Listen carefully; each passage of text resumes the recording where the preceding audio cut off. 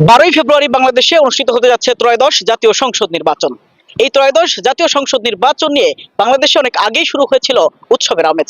যে উৎসবের আমেজ শেষ হবে 12 তারিখ নির্বাচন অনুষ্ঠিত হওয়ার মাধ্যমে এবং জয় পরাজয়ের মাধ্যমে। কিন্তু সেই নির্বাচনের সব থেকে বড় যে বিষয়টি ছিল, সাংবাদিক তারা পড়ে গেছে এক ধরনের নিষেধাজ্ঞার মধ্যে, যেটা সাংবাদিকরা হয়তো কখনো চিন্তাও করেনি, ভাবেওনি।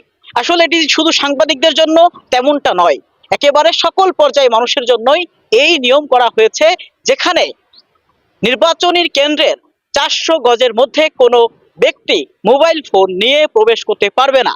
তবে এখন সাংবাদিকদের প্রশ্নের বিষয় হলো, তাহলে তারা যারা মফস্বলে সাংবাদিকতা করে বা মজো রিপোর্টার রয়েছে, বিভিন্ন পত্র পত্রিকায় কাজ করে, তারা আসলে কিভাবে সংবাদ তাদের অফিসে পৌঁছে দিবে?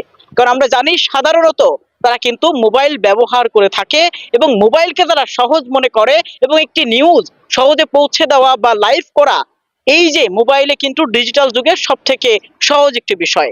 ক্যামেরায় খুব সহজে করা যায় না এবং অনেক লোকের প্রয়োজন হয়। সেই ক্ষেত্রে এই যে নিষেধাজ্ঞা দেওয়া হলো ইসি থেকে, এতে করে সাংবাদিকরা খুবই হতাশাগ্রস্ত হয়ে পড়েছে এবং এই বিষয়টাকে খুব শীঘ্রই নির্বাচনের আগে তুলে নেওয়ারও অনুরোধ জানিয়েছে এবং ক্ষোভ প্রকাশ করেছে। এক কথায় সবকিছু নিয়ে একটি ঘোলাটে পরিবেশ তৈরি হয়েছে।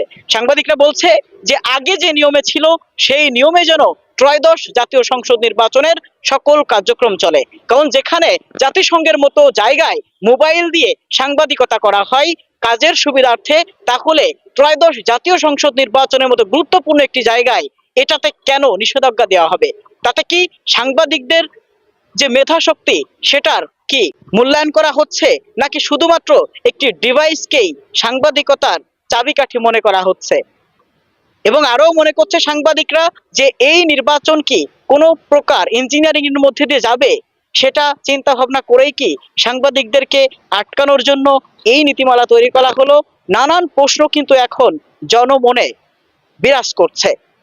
তবে সবাই চাই দিন শেষে এই নিষেধাজ্ঞা তুলে নিক ইসি, এবং সাধারণভাবে যেভাবে নির্বাচন প্রতিবার অনুষ্ঠিত হয় সেভাবেই হোক, তেমনটা দাবিও রেখেছে। তা সব মিলিয়ে বাংলাদেশের মাল্টিমিডিয়া রিপোর্টার, তারপরে যারা টিভি চ্যানেলে কাজ করে, সবাই একযোগে এই বিষয়টা নিয়ে প্রতিবাদ জানিয়েছে, ক্ষোভ জানিয়েছে, এবং তারা চাই সঠিক সিদ্ধান্ত হবে এটা, যে সাংবাদিকরা যেরকম আগেও মোবাইল নিয়ে প্রবেশ করতে পারতো কেন্দ্রে, তারা প্রবেশ করতে পারবে।